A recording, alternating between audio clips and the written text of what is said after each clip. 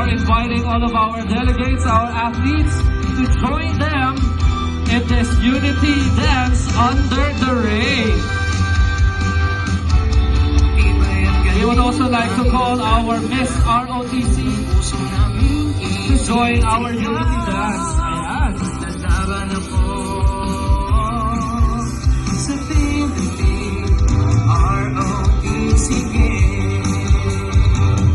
Ang Navy natin parang hindi papatalo sa pansayaw. At syempre, ang Philippine Army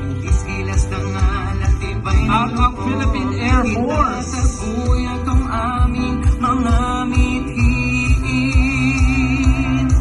Yung nandito sa may bandang tama mo, ayaw nilang sumayaw.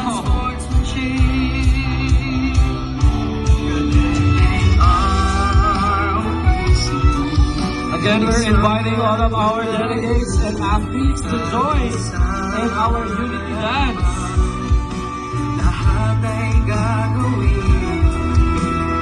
At dahil dyan, gusto din namin imbitahin ang ating mga officials na nandito sa stage.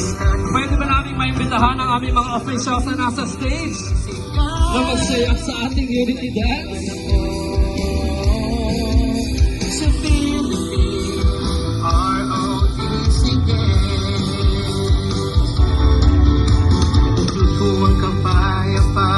Sa bawat isa, isang hangaring patungong tagumpay. Karapat dapat na parang meron na tayong mabibigyan ng best dancer para sa unity dance sa ROTC Games.